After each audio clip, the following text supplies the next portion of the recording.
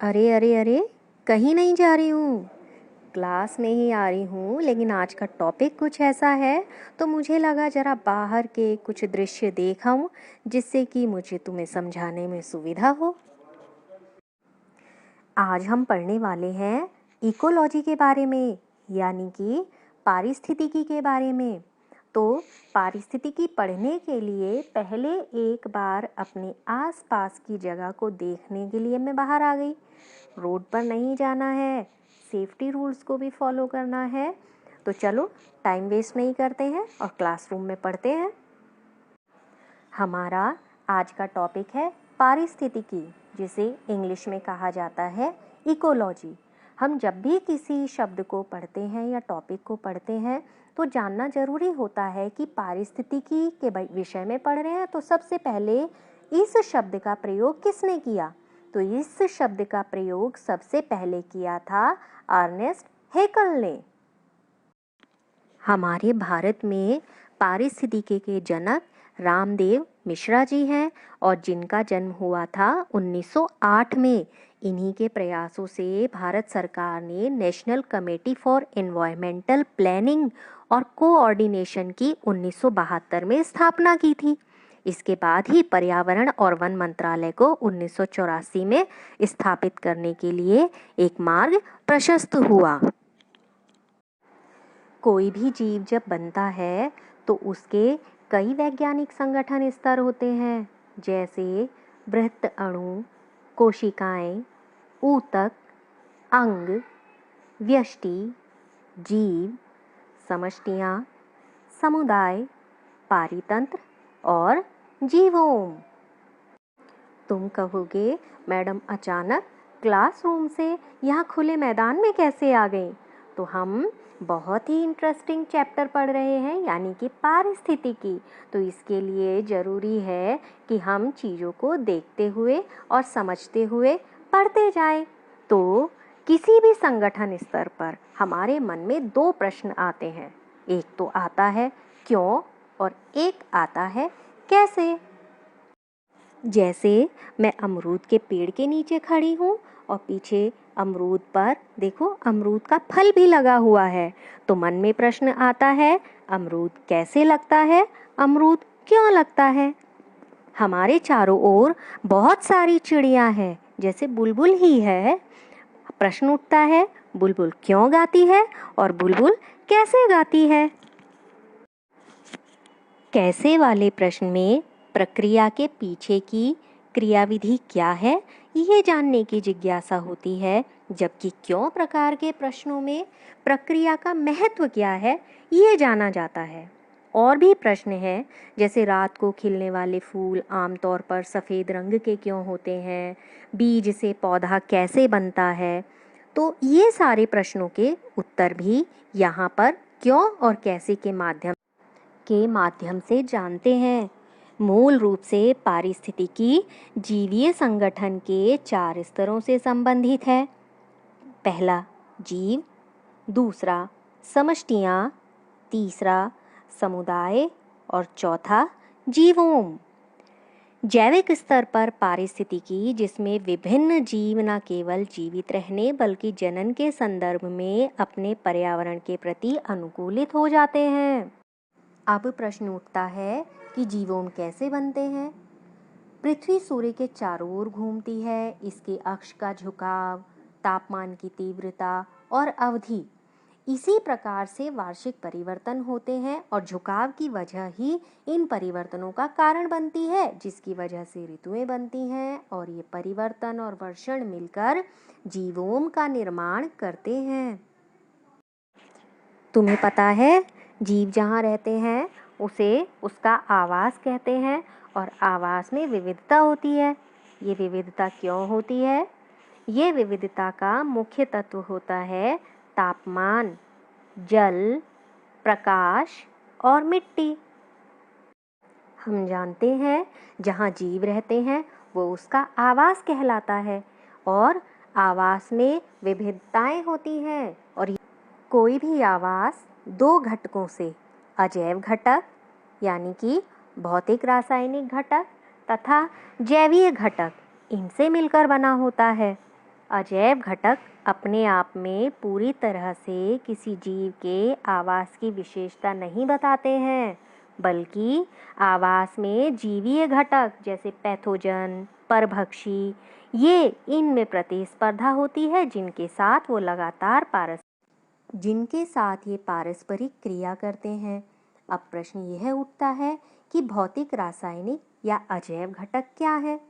तो भौतिक रासायनिक या अजैव घटक 4 मुख्य घटक ये हैं।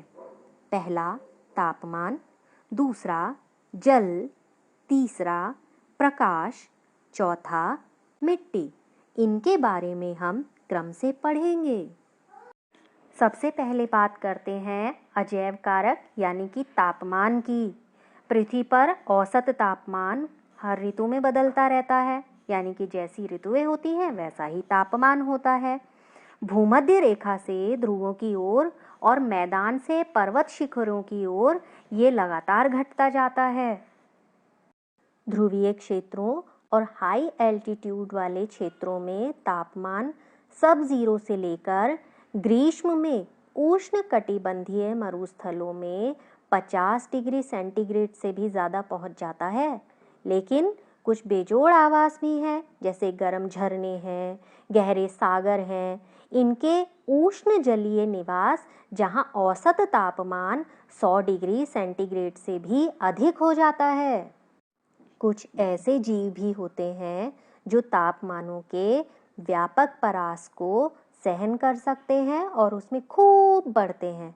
ऐसे जीवों को हिंदी में पृथुताजापी और इंग्लिश में यूरीथर्मल कहते हैं। लेकिन इनमें से अधिकांश तापमानों की कम परास में भी रहते हैं। तो ऐसे जीव क्या कहे जाते हैं? तनुतापी और इंग्लिश में स्टेनोथर्मल। अब तापमान के बाद बात करते हैं दूसरे महत्वपूर्ण अजैव घटक की, यानी कि जल की। जीवों के जीवन को प्रभावित करने वाला जल एक अन्य महत्वपूर्ण कारक है और पृथ्वी पर जीवन पानी से ही जन्मा है और पानी के बिना तो जीवन संभव ही नहीं है।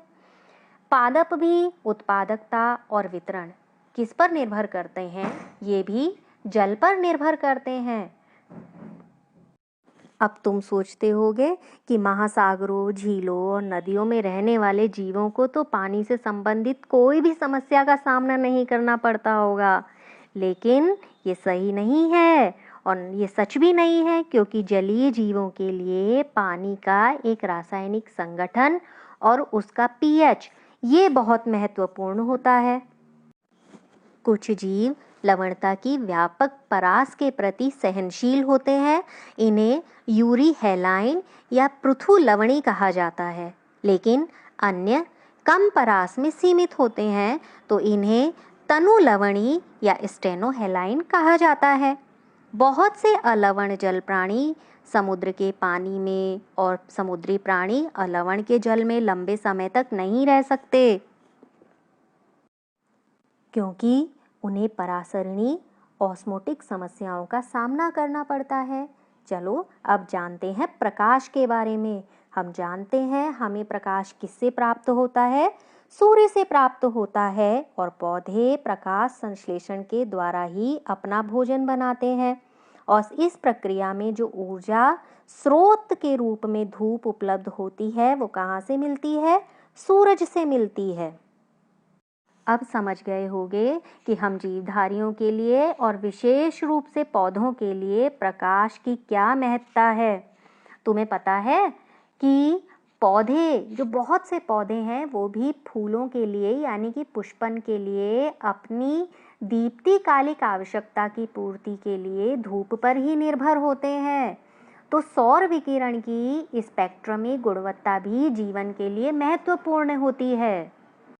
सौर विकिरण की स्पेक्ट्रम का पराबैंगनी घटक बहुत से जीवों के लिए हानिकारक है, जबकि महासागर की भिन्न भिन्न गहराइयों में मिलने वाले समुद्री पादपों के लिए दृश्य स्पेक्ट्रम के सभी रंग घटक उपलब्ध नहीं होते हैं। अब बात करते हैं चौथे घटक यानी कि मिट्टी की, मृदा की। हम जानते ही हैं कि अलग अलग जगह की मिट्टी अलग अलग तरीके की होती है और ये मिट्टी जलवायु पर, वेदरिंग प्रोसेस पर और इसका विकास कैसे हुआ, इन सब बातों पर निर्भर करती है। मिट्टी की बहुत सी विशेषताएं जैसे मिट्टी का संगठन, कण का साइज, उसका अंतःस्रवण, जल धारण क्षमता, ये सब मिलकर निर्धारण करते हैं। इन विशेषताओं के अलावा मिट्टी का पीएच, उसका खनिज संगठन, टोपोग्राफी, ये सारी चीज़ें मिलकर किसी क्षेत्र की वनस्पति का निर्धारण करते हैं और ये सब मिलकर तब तय करते हैं कि उस क्षेत्र में किस प्रकार के प्राणियों का पालन पोषण हो सकता है और वहाँ किस प्रकार की वनस्पति और जंतु होंगे। तो ये तो था आज जो हमने पढ़ा पारिस्थितिकी के बारे में, उसके जनक के बारे में और हमने पढ़ा अजैव घटकों के बारे में। तुम्हें समझ में आ ही गया होगा और तुम इसको नोट कर लेना। अब हम अगली कक्षा में मिलेंगे। तो चलो ठीक है, अब मैं भी अपने घर जाती हूँ और तुम भी अपना सारा काम ख़त्म कर लेना।